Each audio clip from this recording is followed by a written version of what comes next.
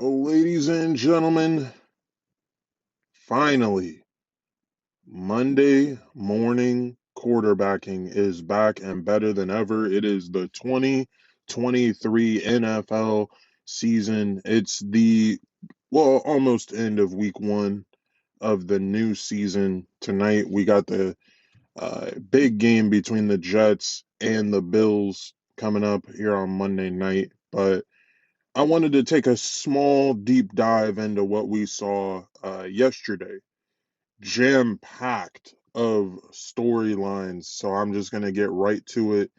You start out with Joe Burrow getting smacked up by the Browns 24-3 in what I thought was uh, arguably one of the most sick dominating performances that I saw over the weekend. It's incredible. Joe Burrow is an MVP candidate. He's a guy that most people feel like can make a Super Bowl again. And yet they came out and looked lethargic. They look like they haven't did any kind of preseason work, which they didn't. Joe Burrow, you all know, was out with the calf injury. They sat him the entire preseason. They felt like he was ready to go. And to be honest, excuse me, although he was moving around, I never felt like he was really there 100%. I don't feel like he's 100%. He was moving, but I do feel like he was checking down. He wasn't really in sync with his weapons. And this is what happens when you don't have your weapons ready to go. Or excuse me, when your quarterback isn't ready to go 100%, you have struggles like this. And against Cleveland's defense, I mean, Cleveland's defense, we'll get into another defense that dominated last night as well, but I thought Cleveland was sensational defensively. They won't get the pub because they don't have the juice yet, but I thought the Browns, if this is what we're going to see, a lot of Chubb, a lot of defense, and a little bit of Watson, just enough to be magical. That's enough to win 12 games in the AFC. I mean, seriously. What we saw out of the Browns yesterday, in my opinion, was one of the great performances that you could watch. And I know a lot of people, they'll take who we'll talk about here shortly over the Browns.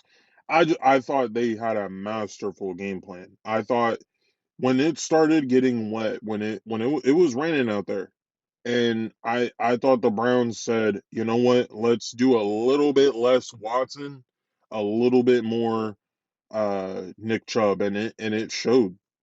I love it. I thought it was a great performance by the Browns, but Joe Burrow is definitely going to have to step it up.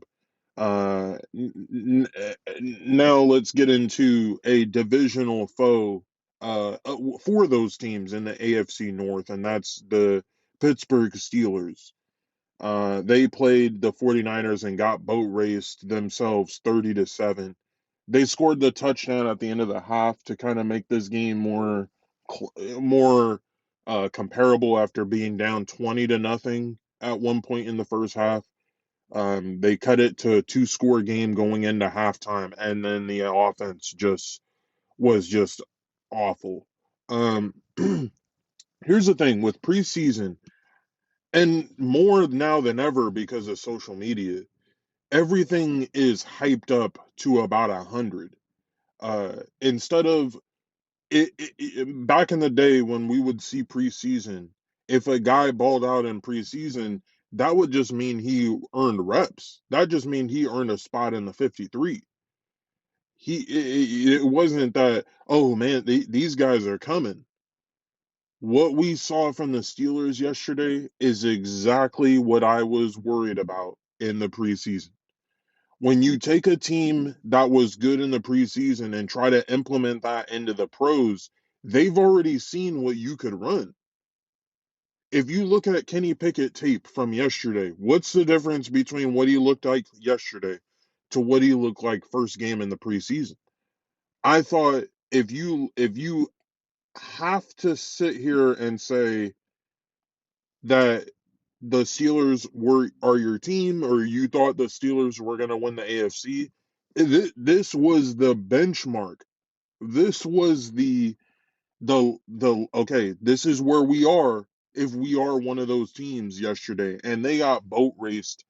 I thought Kenny Pickett is way over his head. I think if you're the Steelers, I don't care what you saw in camp, you have to play a real defense on the other side. And I understand the optimistic view of Kenny Pickett. He's a big, strong, physical kid that can run, throw down the field. But in today's league, you need money throws. You need a guy that can make money throws consistently. Everybody can be a good quarterback. There's plenty of good quarterbacks in the NFL. In fact, there's 32 of them in this league, and then you have a lot of good backups in this league as well. So, excuse me. I personally, I thought the Steelers game was exactly what I thought those two teams were going to be. The 49ers looked dominant, and the Steelers didn't offensively. Defensively, they were good, but again, when the Niners are playing this methodical, this just a methodical pace. Again, we're talking about a team that has an offensive minded head football coach, which means he's going to put all of his best offensive weapons in the best spots to succeed. That's what an offensive coach does. And I feel like that's why the Niners are going to, they might go undefeated. The Niners might go undefeated. And I think people are disrespect them because Brock Purdy's not one of those elite quarterbacks. In this offense, he doesn't have to. In this offense, when you have a Christian McCaffrey that can get 150 yards rushing, when you have a Brandon Ayuk that can get 6 or 8 catches for 130 yards pat receiving, when you have a Debo that's basically what we all call a wide back now, who was the godfather of that position, when you have an offensive line full of guys that are analytically sound, and not all of them are elite fours and five stars coming out of high school. A lot of these cats that are on the Niners offensive line are lower round pick guys. You have Trent Williams, who is Hall of Fame.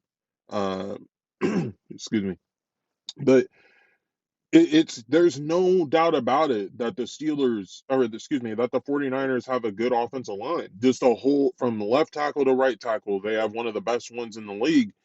Clean pocket, you gave your quarterback a chance every single time. Yeah, he got hit. TJ Watt, I think, had 2 sacks or 1.5 or something like that. Yeah, he got hit. But at the end of the day, it didn't matter because we know what this 49ers team can do. I thought it was phenomenal. Moving on to let's continue with some of the early games. Um, you got Titans and Saints. Again, these are two middle of the road teams. I think the Saints are going to be better when they get Kamara. I think what you saw out of their passing game was it was very similar to what Derek Carr did with the Gruden offense. A lot of checkdowns, a lot of easy throws, and nothing that really makes him have to make a decision. When it's right there for him, he's a clean thrower of the football. And I think that showed yesterday. I thought both of these teams are look exactly like each other. They're both mirror images in terms of feisty defenses, quarterbacks that can make throws but not consistently, and a ton of weapons. I mean, the Titans, they have some toys. But again, Ryan Tannehill is just almost robotic in how he plays. And I just didn't think that I don't think he has enough juice to win a lot of games. I think his head he's like looking over his shoulder because of the two guys that are sitting on the sideline waiting for him to struggle so that they can get their shine. I thought I thought it was a great game defensively for both teams, but the Saints pull out the win 16-15. The Texans and the Ravens. The Ravens beat the Texans 25-9. I thought the Ravens looked good, but I thought that offense kind of looked the same as it did the last couple of years. Lamar never really wants to run. He's never going to run a pro style offense. It's going to be predicated off the run. And I thought the game plan was that they were going to run a lot and throw a little bit because that's what it looked like. Wasn't really a part of the offense. Um, that Flowers kid that they have, Zay Flowers, the young rookie, he looks sensational with Lamar. I mean, Lamar and him, they already have their connection. I thought it was very telling how their scoring kind of changed once JK went down. I know it was in the third quarter, they were already up, all of that. I totally get that, but you started to see some slippage offensively in that fourth quarter. I'm not saying that that's a for sure, if that's a telling sign on how they're going to look for the foreseeable future, but we'll see. As far as CJ Stroud, I thought he was in command of the offense. It's pretty clear, although they have Damon Pierce, it's pretty clear that they're going to be a throwing team. They want this team to be balanced as they can.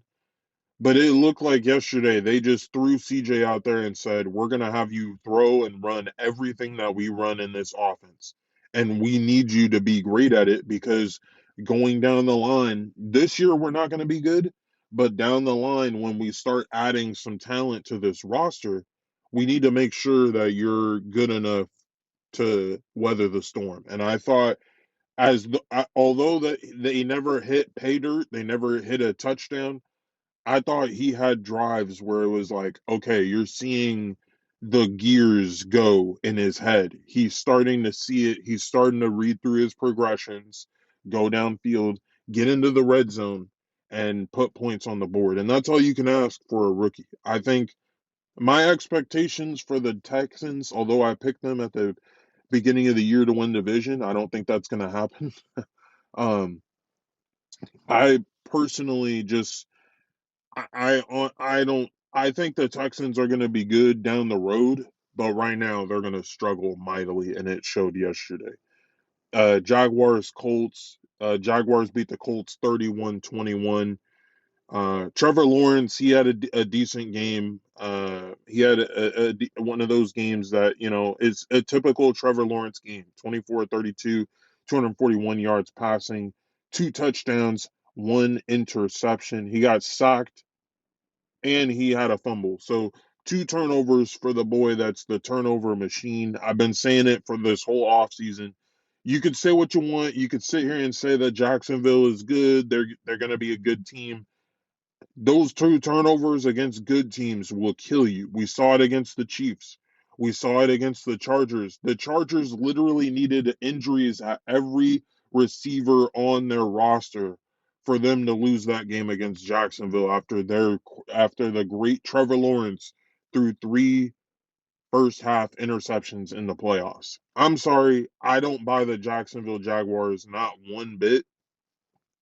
Maybe it's my hate against AEW, but I just don't think.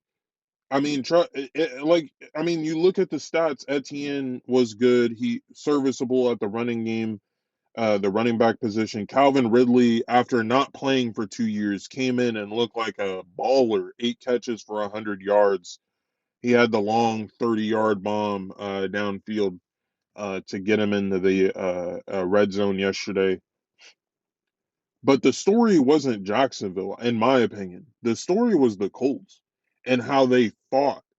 We talked about it during the last week, how all off season they had to wipe the taste out of their mouth of quitting game after game after game. It seemed like after they beat the Raiders last year, it just went all downhill for the Colts. And I thought Anthony Richardson, the young kid, he came in 24-37, 223 yards passing, one touchdown, one pick. It him and Trevor Lawrence basically had the same game. It was a lot of good and a lot of bad. And I think if you look at the tape and you say, okay, what can we do to maybe change some of the mistakes that Anthony Richardson had, I think it's deliberately handing that ball off to Jonathan Taylor. And you saw it yesterday. They only had Richardson ran the ball 10 times. The next runner was Jackson with 13 attempts for 14 yards. You're not beating anybody if your quarterback is on an island by himself. And obviously, Michael Pittman was good for him, 8 catches, 97 yards. They had some help from Josh Downs as well, some big catches. Um, but again, when you're not surrounding your elite quarterback with some talent, some help, it's going to look like this. And again, their defense gave them the 7 points to get it to 21. So in reality, you only scored two scoring drives with this team. So I thought as good as they looked some moments, I think there was a lot of bad, and I think a lot of that can change in 3 weeks when they get Jonathan Taylor back. I just think they need to, if you're the Colts and Jonathan Taylor comes back and he balls out in this scheme, which I think he will, because I think defenses, when you play the Colts now and you see a guy like Richardson and a guy like Jonathan Taylor in the backfield, it's going to cause problems. It's very similar to what Cleveland has. When you have a Deshaun Watson and a Nick Chubb that can run, defenses don't really adjust to your quarterback runs. And we saw it with Deshaun where he had some option runs that were amazing. And I didn't see him run those with the Texans. So I'm hoping that when Taylor comes back, it'll kind of give that offense a little juice and get them over that hump.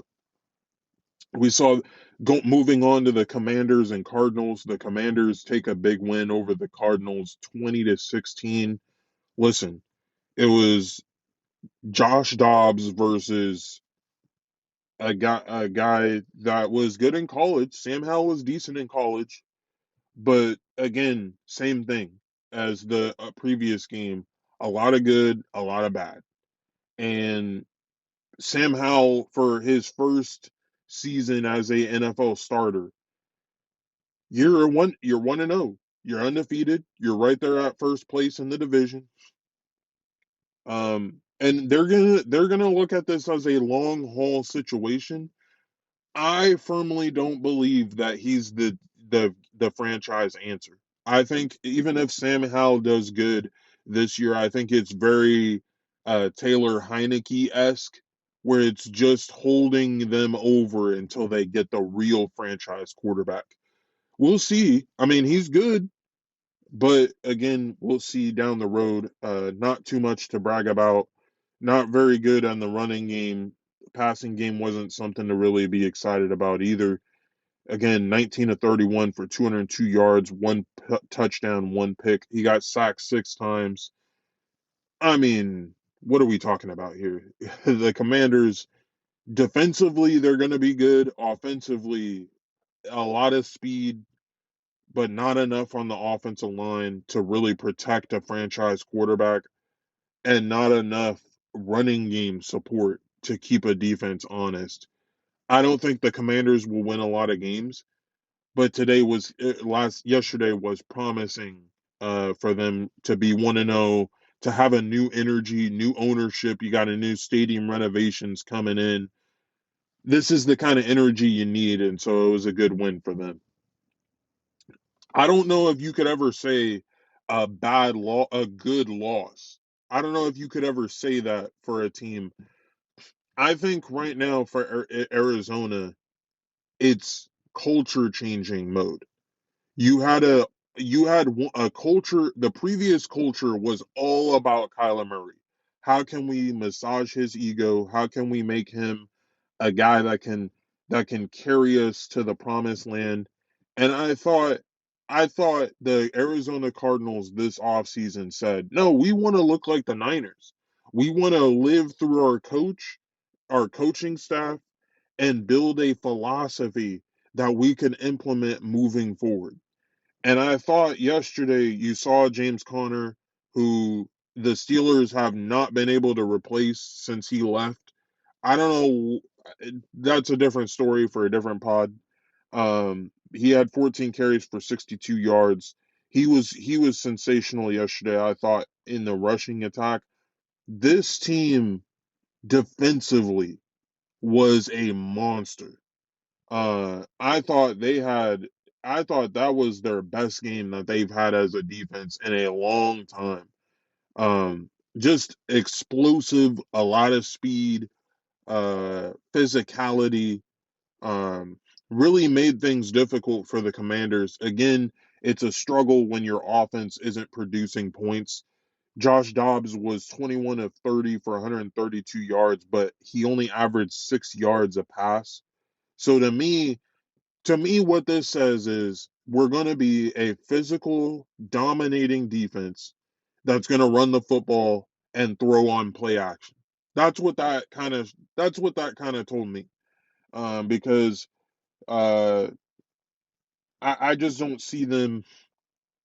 I don't see the Cardinals winning any games this year. Not with Josh Dobbs at quarterback. And I think when you cut Colt McCoy and you went with Josh Dobbs, I think we all know what you were doing. This was not, this is deliberately tanking because you want every opportunity to be great. I don't blame them, well, not one bit. I don't blame them, not one bit. You want to see who still plays with the fire. Now, this is week one. These guys played with, like, their butts were on fire, running up and down the field. You get to about week 10, you start seeing that diminish. You start seeing guys lose it morally. And so, again, if you're holding serve and trying to win games, I think that's great when you get Kyler Murray back off the IR. Because the hope is that Kyler Murray is back after his IR stint. So if that's the case, and you're losing to bad teams without your quarterback, you'd like to think if Kyler Murray played that game yesterday, they probably would have won. So that's always going to be in the back of your head as a football coach is how can we make sure that how can we make sure that we can win games without our best players? And I think you saw that yesterday. The Cardinals are going to be fine. Long term, they're going to be fine. You see it. The culture has changed. And I think that that's exactly what the doctor ordered for them. I look forward to seeing their games moving forward. Let's get back to it. Moving on to the Panthers and the Falcons. The Falcons beat the Panthers 24-10. Um, Not really a lot to write home about for Bryce Young. I thought he looked good. I thought he looked comfortable in the offense. I just don't think they have enough weapons around him. Hurst was good, but 5 catches, 41 yards isn't going to cut it. When your running back and tight end are the two best guys that you kind of trust in the scheme, it shows. And I think if you're the Panthers, you have to do everything it takes to go get some help for this young fella going into next year. You traded up to get Bryce Young, so it's going to look like this. You didn't have the draft capital to go 2 1s and 2 2s for Bryce Young was a lot. But I do think that they had a reason to do it, and I think they're looking at it as a long-term investment rather than a short-term, let's go hit the ground running and try to compete. I thought yesterday it showed that they're going to be one of the three worst teams in football, in my opinion. Um, I thought the Falcons yesterday, listen, they won 24-10. They beat a bad team. Your quarterback only threw 18 times. And I get everyone's going to say the same thing. Oh, if you play good defense, your quarterback doesn't need to throw 32 times for him to be impressive. Folks, this was against a bad team. When you play good teams, you're not going to be able to run the ball the entire game and expect to win. When they beat the 49ers last year, Guess who their starting running back? What? Guess who the Niners starting back running back was? That's right. I don't even think he's in the league anymore. So again, part of the reason why the Falcons won yesterday is they played probably the worst team in football. I was six. I would like to think that the Panthers are probably going to have that number one pick, especially if I think if Kyler Murray comes back for the Cardinals. I think they're just a better roster, and I think the Panthers are going to struggle mightily all year. So this was not a good win in my opinion for the Falcons because it didn't show me that they could beat good teams. Now, can they beat bad teams? Yes, you're supposed to. You had the better team. But I think the Falcons are definitely a 6, maybe 7 win team. If that. That's the highest that they can go. Because they didn't prove anything. Your quarterback only threw 18 times. Your running backs looked impressive. They were getting 5 yards a carry. That's an impressive amount of yards per carry. And if you combine what they did, they basically ran the ball uh, 25 times for over 175 yards rushing or something like that. So, and like I said, they had 5 yards of carry on for both running backs. So, this is not your traditional offense that's going to be successful. I don't think you could continue to play like this and beat the Cowboys or beat the Niners or beat the Eagles. I just don't see it. But we'll definitely see down the road. They didn't have really anything to write home about when it came to their throwing. Um, 2 catches for Pitts, 1 catch from Mac Hollins. Um, Drake London was thrown at, didn't catch it. So again, I really hope that down the road you could see that passing game develop because you can't beat teams just running the football. That's it ain't it. And so that yeah, that's kind of where I'm at on that. And then the we also have Buccaneers and the Vikings. The Bucks, Baker Mayfield undefeated in the NFL right now, as they went on to beat the Vikings 20-17. Mayfield 21 to 34 for 173 yards passing and 2 touchdowns, no picks, no picks. They ran the ball consistently, 17 carries for White. That's the goal. I think that's the goal for this offense. Uh if you can balance the offense out. White's not an elite running back, but if you keep the defense honest and play within structure of the game, Baker Mayfield's an impressive. He played good yesterday. I don't obviously it wasn't great, but it was serviceable. He wasn't going out there trying to do too much. He was playing within the structure of the scheme and letting his defense be the star of the show. This is what I said all along. We talk about the Saints. The Saints and the Bucks are basically mirror images of each other. They both have great defenses. They both have quarterbacks that have been in the league for a long time. They both have good weapons on the outsides. They both have a solid offensive lines.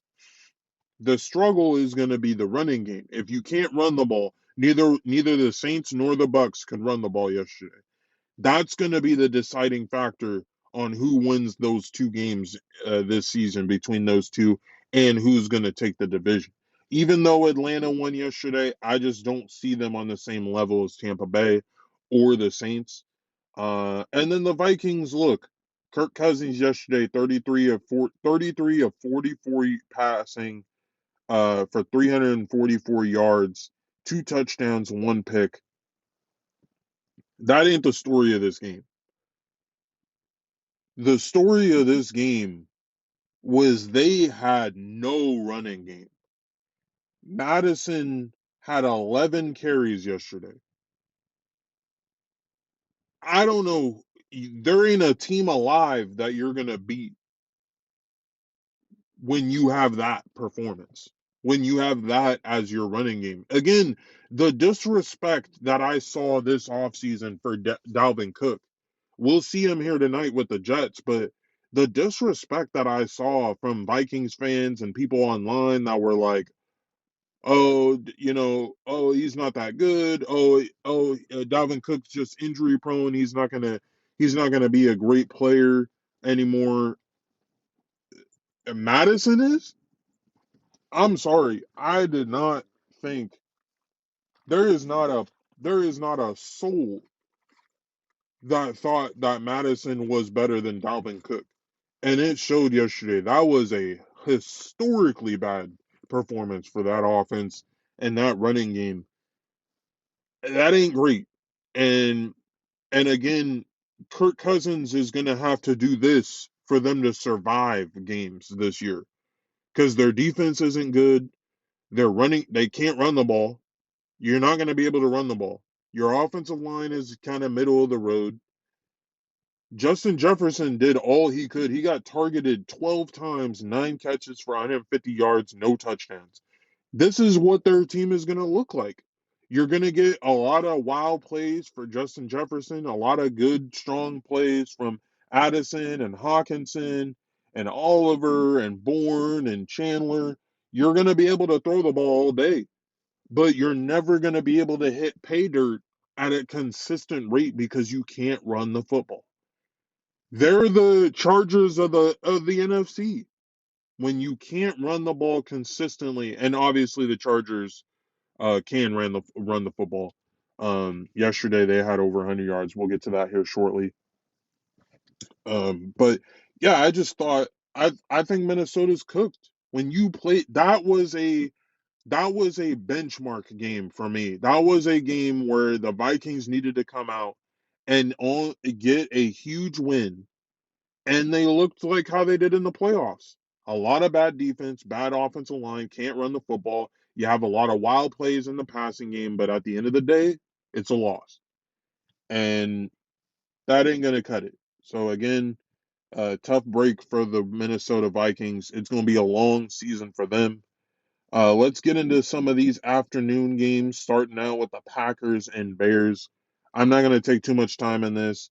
The Packers beat the Bears. They beat the brakes off of them. It was a lot more of dominant than the score shows. Um, Jordan Love looked very impressive to me. I don't care what anyone says today. You're going to hear a lot of malarkey on TV about Jordan Love talking about, oh, it's a system guy, all this stuff. I thought he looked great. 15 to 27, 245 yards, 16 yards per play, per throw, averaging 16 yards per throw. Look at those stats. 15 of 27, 245 yards, 16.3 yards as an average per throw. That's phenomenal. And to top it off, he was 3 touchdowns, no picks. Sensational. That's what you want. You talk about a system. If he does that all year, that's an MVP.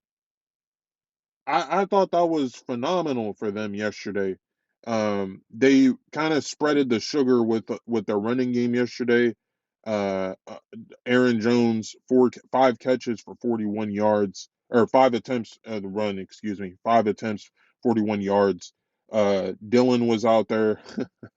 He had 13 carries, but Jones was more a part of the offense in the passing game as well, and that's where you saw him shine. He had 8 catches for 86 yards as a running back. That's incredible in this structure. In this offense, look, they had some toys. Musgraves came out there 3 catches for 50 yards. Again, they have some dudes on the outside now.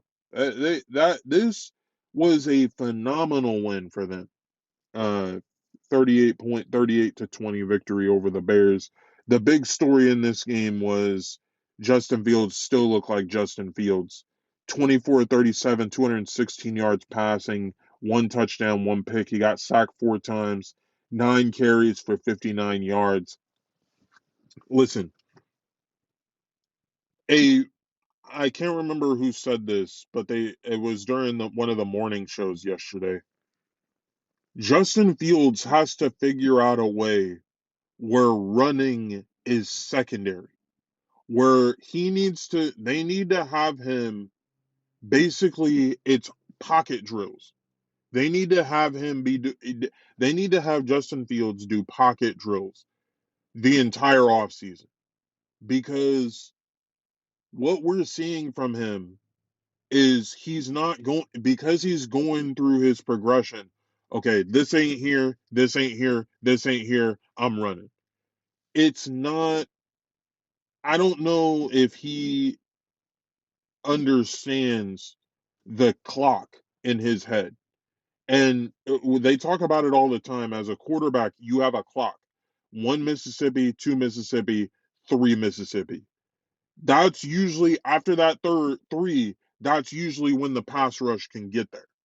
So in your head, if you don't have a play that's immediately right there after the 3 seconds, it's ad lib time. And I think for him, he looks at it as, okay, I got to ad lib with my legs.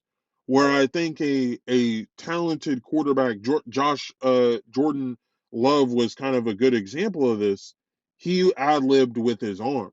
Hey, if this ain't there, I'm checking it down to my running back and seeing if he can get the yak for me to get us closer to the first down line. I thought Justin Fields played as good as you can with what you're being surrounded with. We talk about the Steelers in the preseason. The Bears were considered a Super Bowl team after the preseason. You saw a couple of plays they did. They got long bombs, they got some big plays, and come to find out, it's just because they played a lot of backups in the preseason. This clearly, this is still a work in progress. They had the number one pick last year for a reason. So again, with a bad offensive line, you don't have any weapons around him. It, it showed. It showed. And over the season, you'd like to think it gets better. But to me, I think it's still a huge work in progress. Does he look like a bum? No. Does he look like a college quarterback? Yes. And I think that those two things don't really equate to success for Justin Fields. And it's sad because, again, like I said, it's not like Justin Fields can't throw. He shattered every college record in Ohio State history. And so, again, I think it's just, if the scheme isn't working, I think then after you need to look at, hey, what's going on in the coaching staff? Maybe we need to get an offensive coach that can be sort of a whisperer to what Justin Fields can bring to the table. But we'll see down the road if that's the true reason. um, Moving on to arguably the game of the day, the Dolphins and Chargers. Dolphins win a great game, 36-34. It was a back and forth effort for both teams. There's nothing really to say. It was a close game. Somebody had to win, and Miami pulled a miracle in Los Angeles, or a big time win for Miami. Tua, 28 of 45, 466 yards passing, three touchdowns. He had the one interception. Um, but I thought the story of this team yesterday was, you if you're gonna throw the ball 45 times, give me something on the ground. And I thought yesterday Munster was not great, but he was serviceable and he allowed them to kind of keep the defense honest.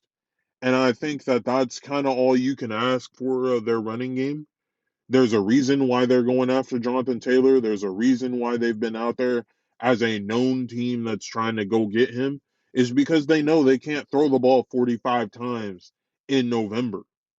you know, in September, October, this is exactly what the Miami did last year. They looked impressive until it got cold, until the weather went down, and until they couldn't control and dictate pace at the line of scrimmage. And that's why they're going after Jonathan Taylor. But again, uh, with the speed that they have, they're a potential playoff team every single year with this talented roster. And the defense, although they didn't get stop. I mean, the Chargers scored 34, so it's not like they played elite, but they got stops when they needed to, and including they got the two sacks on the drive that the Chargers needed to win the game. Um, Justin Herbert, 23 of 33, 228 yards and one touchdown. The running game was there for him. 16 carries for 117 yards.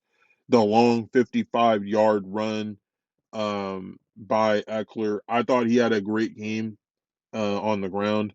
The passing game was definitely there. It was kind of spreading the sugar a little bit. I think everybody ate on the offense. Listen, I don't. The coach is going to get cooked for the loss. There's no doubt about it. It is what it is. But I think if you look at the this game and say again, somebody had to win.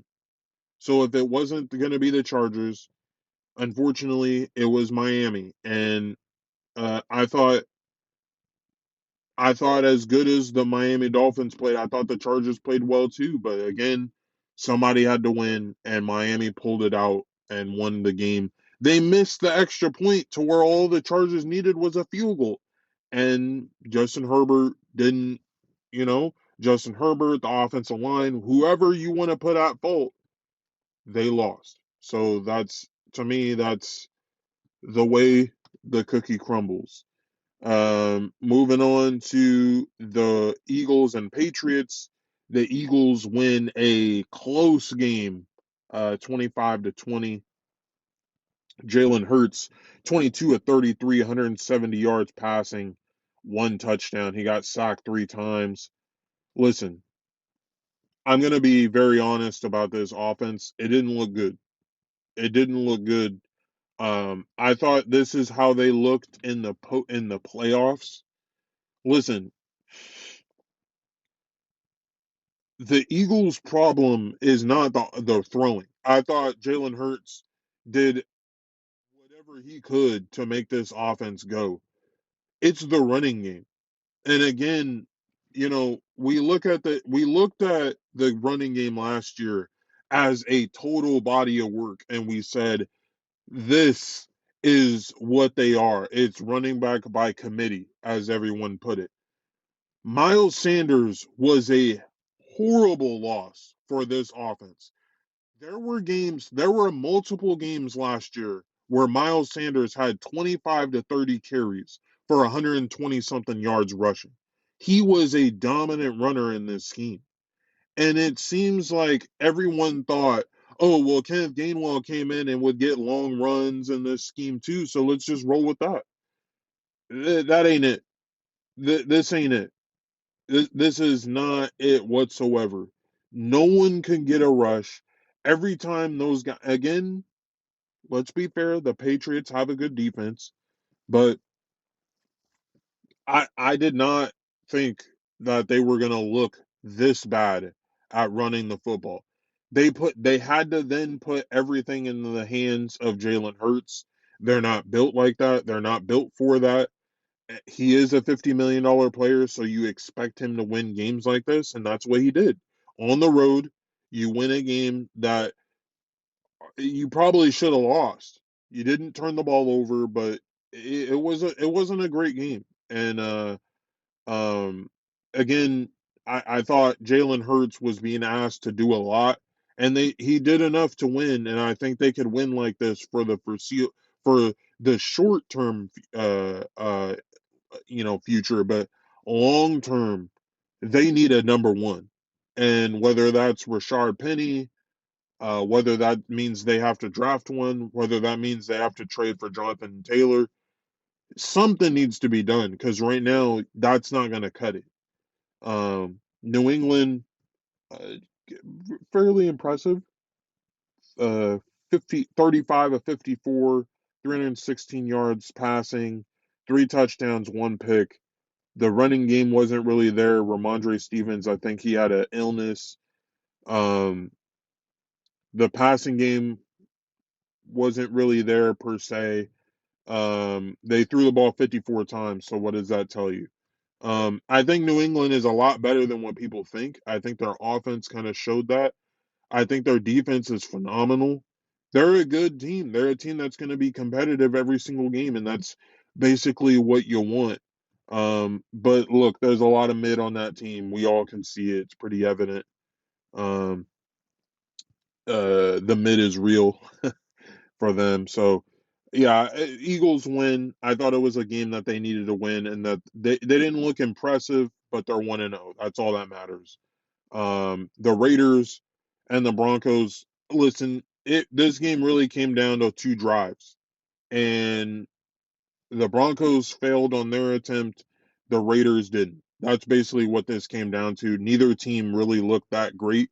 Garoppolo was very efficient. Other than that red zone pass that he threw, where it was kind of a tipped pass and then it got picked off in the end zone.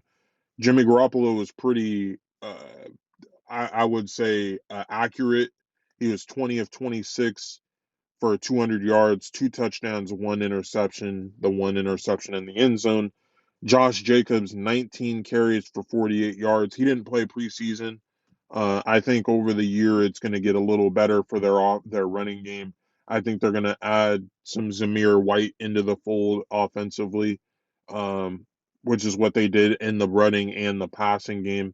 I think because it's 17 long, grueling weeks, you don't want to push too much on Josh Jacobs. Just let him ease into it. I thought yesterday was a phenomenal game for the receivers. Say what you want. Devontae Adams did 6 catches, 9 catches for Jacoby Myers.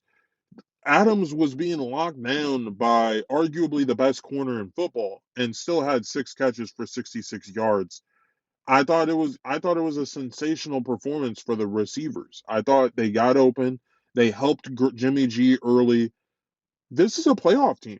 This is a team. Listen, this is a team. This was the kind of win that propels you forward to let you know, hey, we can win on the road. This was a hard fought win. I like the Raiders. I'm not saying that they're gonna make the playoffs, but they definitely look like a playoff team the way you're supposed to be structured. Um, moving on to the Broncos, very much a struggle all over the board, however you want to look at it. 27 to 34, very accurate, but just underwhelming. It seemed like you go to the running game was good, 13 to 20, 52, 4 yards a carry for Williams. P. Ryan was great in their passing attack. He was their leading receiver. Um, Listen, they didn't have Judy in this game. But these other guys that we thought were toys, they're not really that. And again, camp and preseason are totally different comparable to what we see on the field. It didn't look great to me. It didn't look explosive. It didn't look competitive. It looked like it was just out there. And they had that one drive at the end of the half, at the end of the first half, where they were able to kind of move the ball downfield and score at a pace to take the lead. And I thought after that drive, they couldn't do anything. Now, some of it was the Raiders' defense, because they looked like they were flying all around the field. Mad Max Crosby got a sack yesterday. I thought they looked good defensively, um, the Raiders. So I'm not going to take too much on this game, but you could definitely tell that this team is that this is a complete roster when you look at the Raiders. And again, the Broncos, this was a game you probably should have won. You were at home. You're very evenly matched teams, I would assume. The difference was one drive. The Broncos couldn't score on their drive, and the Raiders did. That was basically what this game came down to. Not too much to talk about. Um, I'm not even going to discuss the Cowboys game. Uh, the Giants were horrible. They've been horrible. They were a mid team last year. They were a team that barely snuck into the playoffs last year. And then they got a lot of pub because they beat the Vikings. So you would think that they were a good team where maybe the Vikings aren't as good as we think they are. And all of that kind of compiles to what we saw last night. It was a dominant performance by the Cowboys. But again, that Giants team looks like a preseason team. There's no way that team makes the playoffs again. I thought the NFC was kind of weak last year, which is why the Giants kind of got into the playoffs. We saw who's back in town. Green Bay is back. And again, I think with Green Bay back, with the Bucks kind of playing, around that spot, the Commanders, the Cowboys, the Eagles, there's no room for the Giants in the playoffs anymore, in my opinion. I don't think they're a good team, and it showed yesterday. Just a lack of weapons, just a lack of talent, a lack of of actual ability to score against a defense like that. Now, the Cowboys, they're going to be hard to score on. And I think they remind me a lot of what the Browns have, because when you have a guy like Micah Parsons and you supplant his secondary with good, talented corners and safeties that can defend at high levels, man to man zone, it doesn't matter. The pass rush benefits from having a good secondary. And I thought 7 sacks was phenomenal. That's exactly what the Browns look like. Um, Listen, the Giants don't have a lot of talent, and I don't think they're a playoff team. So I'm not going to take too much from this win. That's why I didn't really want to speak on it. But the Cowboys looked impressive defensively. Offensively was another story. Dak Prescott, 13 of 24. He kind of looked like Desmond Ritter out there. Just don't turn the ball over and let our defense kind of win us this game. Tony Pollard, 14 attempts for 70 yards and 2 touchdowns. They ran the ball the entire second half. I mean, again, I'm not knocking the Cowboys. I'm knocking the Giants. Obviously, you didn't expect them to lose 40 to nothing, but you run down their list of talent and you run down the list of their quarterback and their running game. They were a 500 team last year with a good. That was a good year for them, and they were 500. I just don't see it with the Giants. And to be 100% honest, I wasn't really impressed with that win. I think moving forward, because if the Cowboys lose next week to the Jets, then what are we talking about? So wake me up when the Giants or when the Jets play the Cowboys next Sunday, and then I'll have a real uh, take on the Cowboys. Uh, Tonight we got a big matchup: the Bills versus the Jets. I got the Jets. I think the Bills, to me, they got to prove that they could run the football. They got to prove that you could do more with this offense with a guy like Josh Allen. Not to say he's not good. I understand why people like Josh Allen, but the things that he's been able to get away with don't equate to wins. That I don't understand. I've never seen a player lose the way that they did in the playoffs and still get the cover of Madden, still get an opportunity to showcase that he's one of the best players in the league. I don't see it. I just don't see it. I don't understand it. I've never been a fan of the Bills. I've always kind of thought they were a good team, but not a great team. And the last 3 years have kind of shown it. He gets on a big stage and he struggles against good teams, against better teams. And again, I'm not knocking them, but I don't see it. I don't think that they're going to be a good team this year. They might win tonight. They might win 10, 11 games this year, but they ain't winning a Super Bowl. They're not as good as the Chiefs. I think the Chiefs will be fine. They're not as good as the Browns, that's for sure. So I don't know what we're going to see tonight. I don't know how good the Jets will be. I think it's going to be a lot of field goals. I think it's going to be a lot of chess match. But I think the Jets pull it out late and go from there. I think once we get past this game tonight, we'll have a clearer vision of how these conferences are going to look like moving forward, and hopefully, some of these teams that looked bad this week turn it around in week two. On that note, it was a fun ride going through all the games. Hope you guys enjoyed week one. We got another pod coming up this week. So until then, I'll see you guys later. Deuces!